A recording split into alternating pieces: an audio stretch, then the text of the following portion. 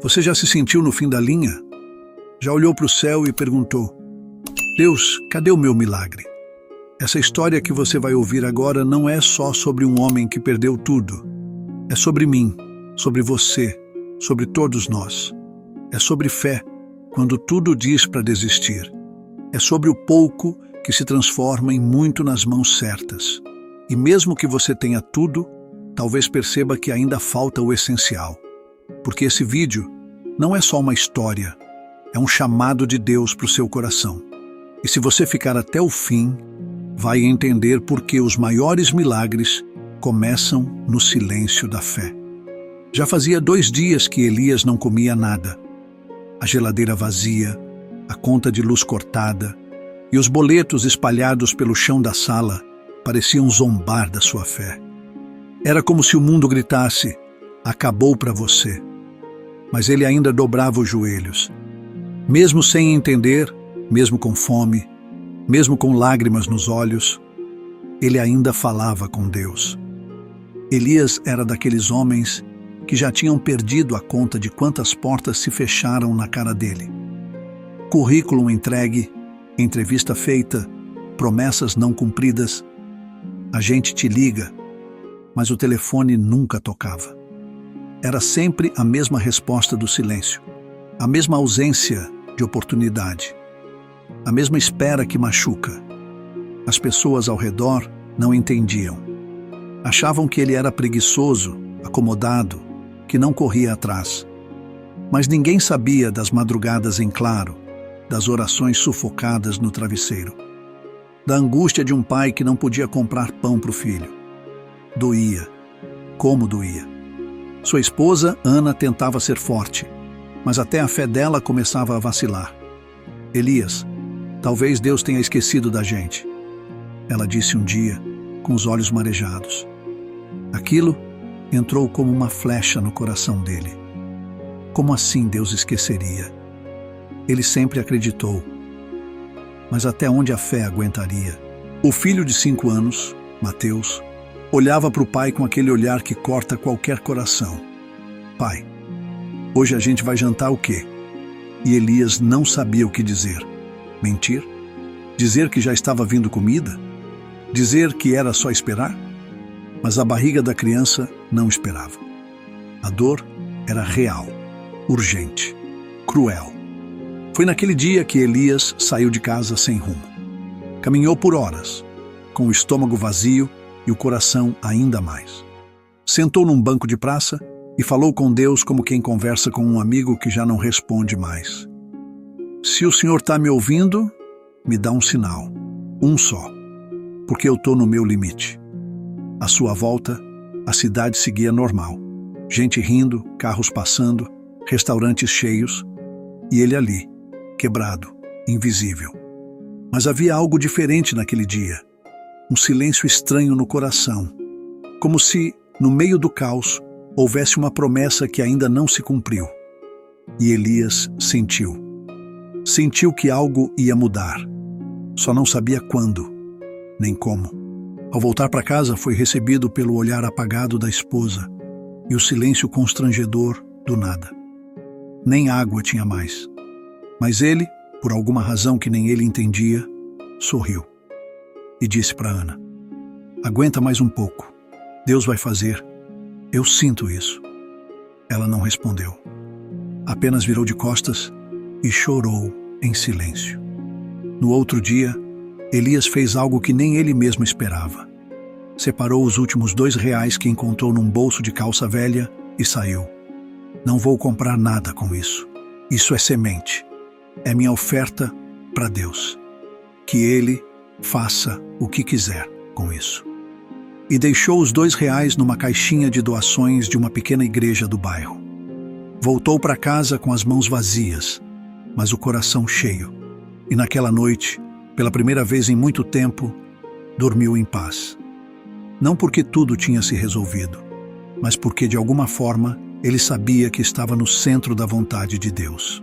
No outro dia, o despertador tocou às 6 horas. Mas Elias não tinha trabalho, não tinha entrevista, não tinha nada marcado. Ainda assim, levantou, se arrumou colocou uma camisa limpa e sapatos engraxados e saiu. Hoje algo vai acontecer. Eu não sei o que, mas vai. E foi aí, justo quando ninguém esperava, que tudo começou a mudar. Mas o que aconteceu? Você vai descobrir. Elias caminhava pela rua como quem segue uma intuição. Não tinha destino certo, mas cada passo parecia guiado por algo maior. O sol nascia tímido, os comércios ainda fechados e a cidade acordava devagar. Foi então que, bem na esquina de uma padaria, ele viu algo no chão. Olhou em volta, ninguém por perto. Se abaixou. Era uma nota de R$100, novinha, como se tivesse acabado de sair do caixa eletrônico.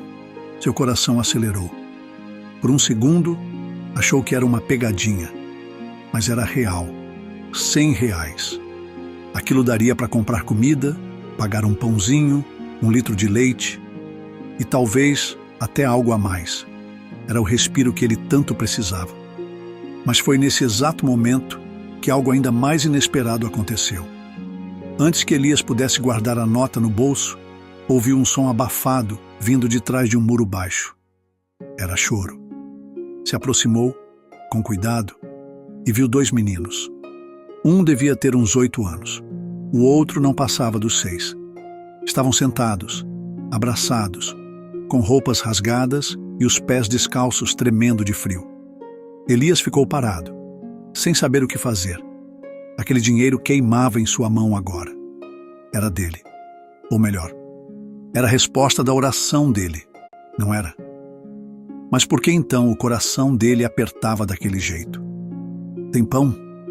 Perguntou o menor, com os olhos grandes e molhados. Elias sentiu como se o mundo tivesse parado ali.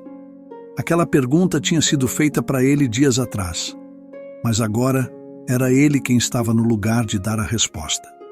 Ele olhou de novo para a nota de R$100. Podia comprar o que quisesse, podia voltar para casa e encher a mesa.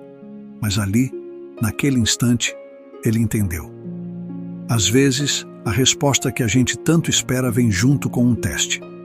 Sem pensar 2 vezes, Elias estendeu a mão para os 2 meninos e disse: "Vamos comigo. Hoje vocês vão comer comigo." E entrou na padaria com eles. Pediu pão, leite, bolo, suco. Não economizou. Os olhos das crianças brilhavam como se tivessem ganho o mundo. E, de certa forma, tinham mesmo. Sentaram-se num banco da praça. Comeram juntos, sorriram, dividiram histórias. Elias não contou sua situação. Não quis que eles soubessem. Porque naquele momento, ele não era um homem quebrado. Era alguém que tinha fé suficiente para repartir até o pouco que tinha. Quando os meninos terminaram de comer, Elias os abraçou e disse: "Deus não esqueceu de vocês e nunca vai esquecer." Eles sorriram. Era como se aquela frase tivesse apagado anos de dor. Depois disso, se despediram e correram pelas ruas, como 2 passarinhos soltos. Elias, por sua vez, ficou ali, sozinho, mas o coração cheio. Pela primeira vez, sentiu que tinha feito exatamente o que precisava fazer.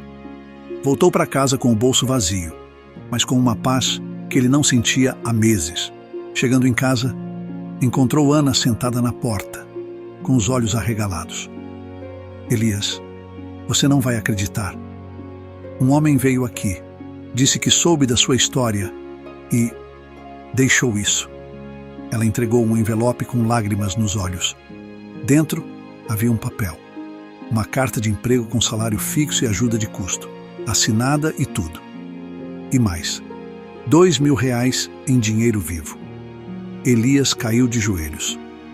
Não chorou apenas pela bênção que chegava, mas pela maneira como ela chegou.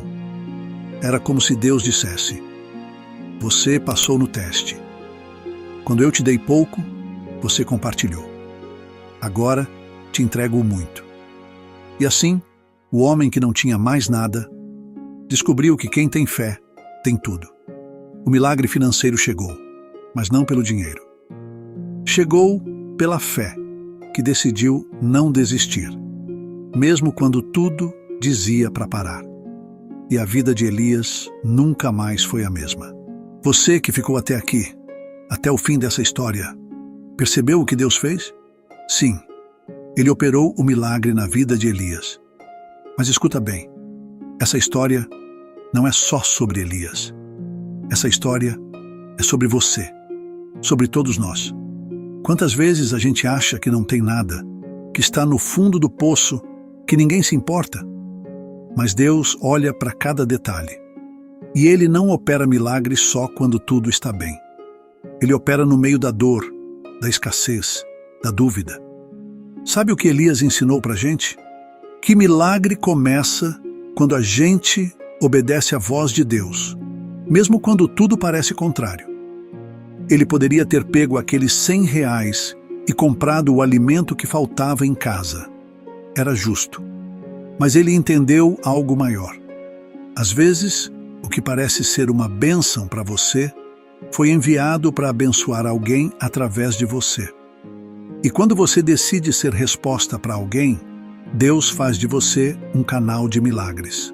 Talvez você esteja passando por dias difíceis. Talvez os seus R$ 100 ainda não apareceu.